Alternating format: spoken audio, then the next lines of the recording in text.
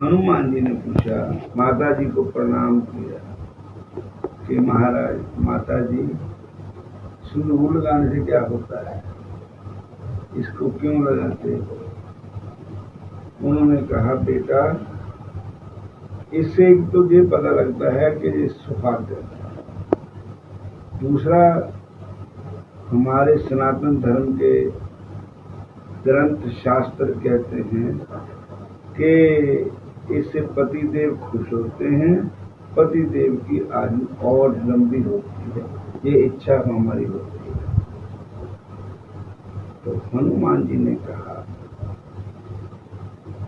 कि ये तो बात ठीक है, भगवान को खुश करने के लिए। तो उन्होंने कहा, मेरे भी पति बहु है, राम जी मेरे पति भी है, मेरे पिताजी भी है, मेरे इष्ट भी है, मेरे सब कुछ है। तो भक्त का जो भी होता है ना, अपने प्रभु को ही खुश करने के लिए उनका जीवन होता है। वो जो भी कर्म करता है भक्त अपने भगवान के लिए करता है कि मेरे श्याम सुंदर खुश हो जाए, मेरे ठाकुर जी खुश हो जाए। तो हनुमान जी ने कहा कि मैं भी, माता जी ने तो बताया ही नहीं है कि मैं भी ऐसा करूंगा। और उन्होंने जाकर के ना सिंदूर के जिन्हें इकट्ठा करना शुरू कर दिया सिंदूर। और हनुमान जी कहते, मेरे छोटा मोटा सिंदूर तो मेरे प्रभु को मतलब पता नहीं लगेगा, मेरे रोमों में ही रोचा दस जाएगा। तो उन्होंने ना सिंदूर इतना इकट्ठा किया और उसमें तेल जब पानी कुछ भी पाया और अपने शरीर को ऐसे, जैसे हम पहले समय में मकान कच्चे होते थे तो हमारी माताएं बहनें मकान को मिट्टी से लेपन करते थे, ऐसे। तो ऐसे हनुमान जी ने अपने शरीर को सिंदूर का लेपन कर लिया और चरणों से लेकर के सिर तक सब सिंदूर ही सिंदूर लगा लिया। तो जब भगवान का दरबार लगा तो हनुमान जी वहां बैठे। तो आज पहली बार ऐसा देखा हनुमान जी को। भगवान कहने लगे कि आज हनुमान जी को क्या हो गया जी, इसने अपना रूप रंग कैसा बना लिया। तो हनुमान जी को बुलाया, हनुमान जी आए, कहने लगे, हनुमान जी, महाराज जी बताओ आज्ञा। कहने लगे, ये आज आपने क्या किया? कहने लगे, महाराज मैं आपको खुश करने के लिए किया, ये बताओ कि आप खुश होए और आप प्रसन्न हैं। तो भगवान कहते, देखो हनुमान जी कितने भोले हैं और ज्ञानी नाम अग्रगण्य सकल गुण निधान वानरा नाम देशम, और सारे ज्ञानियों में सबसे श्रेष्ठ है हनुमान जी, सबसे श्रेष्ठ ज्ञानी नाम अग्रगण्य, सकल गुण निधान, जितने भी गुण है सब हनुमान जी में है, सारे गुणों के खजाने हैं हनुमान, सर्वगुण निधान वानराणाम धीश, बानरों के जितने भी बानर हैं सबके मालिक है हनुमान जी। और ऐसे हनुमान जी को मैं बार बार प्रणाम करता हूँ, वो संतुष्ट जी देते हैं। और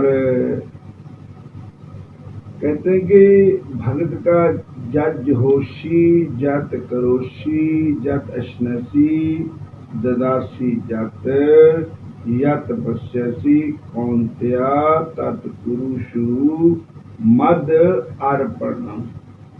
गीता जी में लिखा 9वें अध्याय से, हे अर्जुन, जो भी तू कर्म करता है वो मेरे लिए ही कर, जज होशी हवन करता है तो मेरे नाम पर कर, भक्त मेरी खातिर सब काम कर, हवन दान दे सब मेरे नाम पर।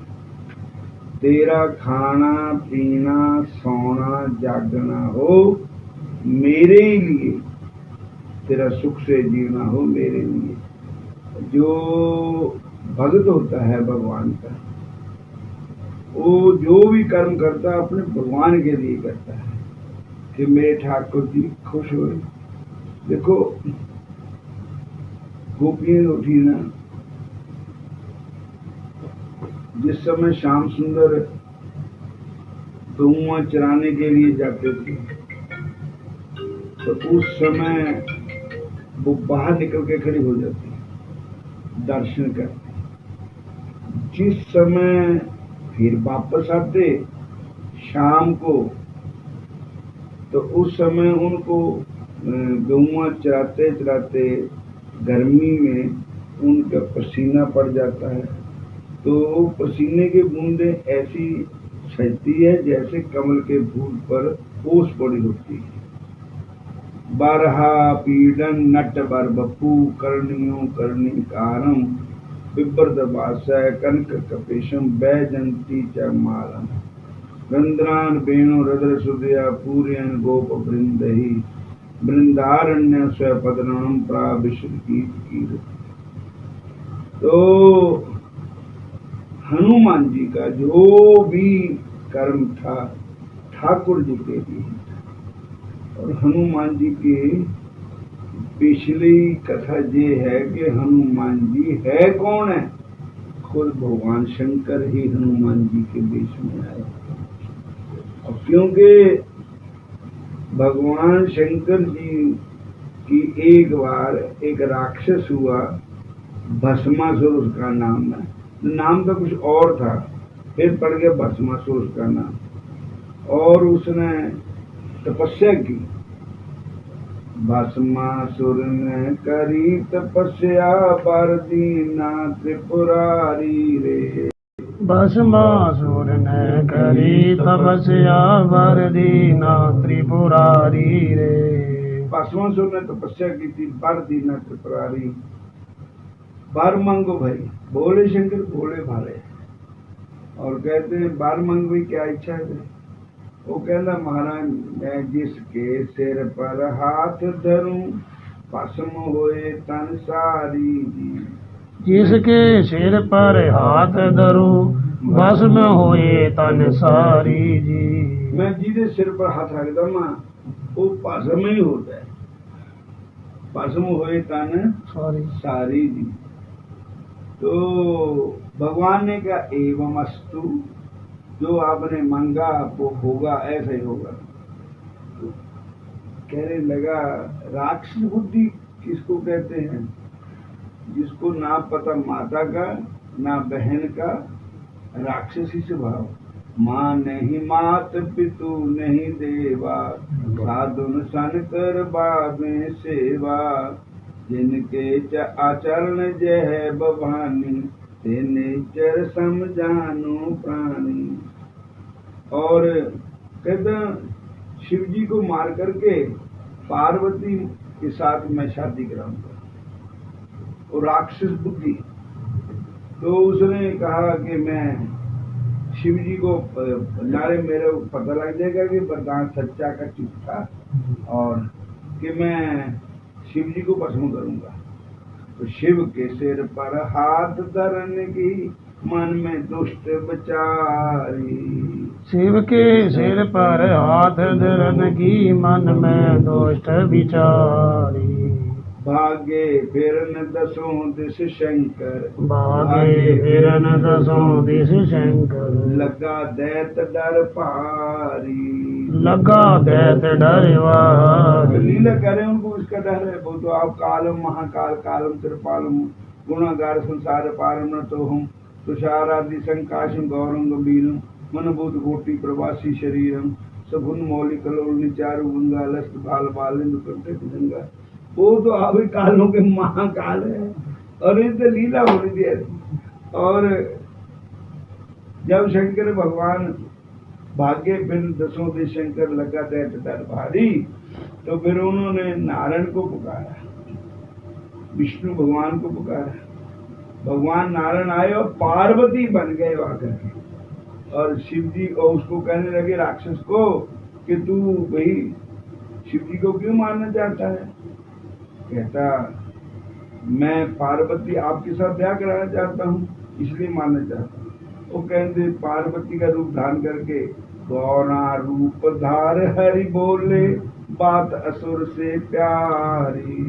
गोरा रूप धार हरि बोले बात असुर से प्यारी।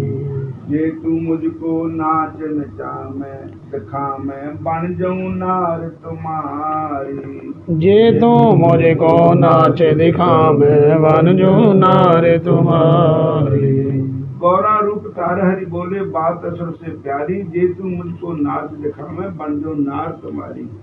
ये तू मैनू नाच के दिखा मैं तो मैं तेरी नारी बन जाऊंगी। तो वो कहने लगा मैं तो कभी नाचा ही नहीं। कहते मैं सिखा दूं आपको? सिखाओ। कहते मैं जैसे हाथ करूं वैसे तुम भी कर। अब वो हाथ कभी ऐसे, भगवान से नटखट है, वो श्याम सुंदर है, वो कभी ऐसे कर कभी ऐसे कर, वो भी वैसे करे। तो जैसे ऐसे किया ना हाथ, तो उसने भी ऐसे किया, उसकी हाथ उसको खा गया और वो भस्म हो गया। नाच करते अपने सिर हाथ रख भस्म होए तन सारी। नाच करत अपने सिर हाथ रख भस्म होए तन सारी। शिव बोला भंडारी साधो शिव बोला भंडारी। शिव बोला भंडारी साधो शिव बोला भंडारी। शिव बोला भंडारी साधो शिव शंकर भंडारी। शिव बोला भंडारी साधो शिव शंकर भंडारी। तो बाद विच वो भस्म हो गया। तब फिर भगवान ने अपना रूप श्याम सुंदर का बना लिया, और शिव जी महाराज दोनों इकट्ठे हो गए। और शिव जी महाराज कहने लगे आपने आज बहुत उपकार किया मेरे, मैं इसका क्या कर सकूं, पर जब त्रेता युग में आपका रामावतार होएगा तो मैं हनुमान बन करके आऊंगा और मैं आपकी सेवा करूंगा। और ये है तो भगवान तो एक ही है, ब्रह्मा विष्णु सदाशिव जानते वे का प्रणव अक्षर के मध्य जे तीनों ही एक। ये हमारे पढ़ने के लिए, सुनने के लिए, हमारे को शिक्षा देने के लिए भगवान ऐसी लीला करते हैं। देखो जेड़े संत होते हैं ना, जब पाठ करते हैं तो वो क्या लीला, जो भगवान की लीला उसको हृदय में धारण करते हैं। इस समय भगवान जी कर रहे, इस समय भगवान जी हो रहा, इस समय भगवान जी हो रहा। एक लड़का था कोई, और उसको भगवान की लगन लग गई, किसी संतों की कृपा हो गई। एक पूजा होती साकार, एक पूजा होती है कि मानसिक पूजा कहते हैं कि आंखें बंद करके ना ठाकुर जी को खीर भी बनानी, ठाकुर जी को रोटी भी बनानी, ठाकुर जी को कड़ी भी बनानी, ठाकुर जी के लिए ये भी बनाना, और मन ही मन बनाना। और ठाकुर जी को, अब ठाकुर जी को भोग लगा दिया, अब ठाकुर जी भोग लगा के ऐसे विश्राम कर रहे हैं, अब ठाकुर जी उठ के स्नान कर रहे हैं। ऐसे उनकी लीला ऐसी होती है। तब एक मुंडा था, उन वही लगने लगी मानसिक पूजा करे भगवान को, तो जीरो भगवान की लगने लगी। फिर वो संसार भी रत्या होंदा रहता, हूँ दो ही नजर आते सब जगह। और पूरा जो भाई था ना वो लड़के का, वो कहने लगा ऊपर जनानियां चक देनी घर के काम, वो एक काम करता कुछ नहीं है, ऐसे वेला फिरता रहता है। और इन दिनों जंगल च बैठ के ना गऊआ चारदा था और अखा मिड़ के ठाकुर जी कृष्ण कन्हैया ध्यान लगा देता। तो भाई आया खिंच आया, क्रोध में आया, उन्हें ऐसा लत मारी पीछे से अपने छोटे भरा, लात मारी तो ऐसे मुंह पलट गया ना, तो उसके अंदर से गरम गरम खीर निकली, ताजी खीर, सुगंधीदार खीर। कहा ये क्या है? तो वो कहने लगा वीरा, मैं तो ठाकुर जी को भोग लगाने के लिए खीर बनाई, मानसिक पूजा इसको कहते हैं, मानसिक। तो ਜਿਹੜੇ बड़े बड़े भक्त होते हैं, संत होते हैं, वो उनका भजन यही होता है, आज मेरे ठाकुर जी ये लीला कर रहे, आज मेरे ठाकुर जी ने ये किया, आज मेरे ठाकुर जी ने ये किया। एक राजा था कुलशेखर, क्या उसका नाम है, भगतमाल में आता है। वो रामायण की कथा सुनता था पर बीरे की कथा नहीं सुनता था, मतलब बिछोड़े की, जैसे भगवान को वनवास दिया ये कथा नहीं सुनता था, जैसे सीता हरण हुआ ये कथा नहीं सुनता था, बीरे की कथा नहीं सुनता था। और क्यों नहीं सुनता था? उसको तो वो कथा नहीं, वो साक्षात ही समझता था क्या ये हो रहा है, साक्षात है। तो एक बार वो पंडित जी जो कथा सुनाते थे ना, वो आप बीमार हो गए। उन्होंने अपने बेटे को कहा, बेटा तू कथा सुनाया, रामायण की कथा करते थे।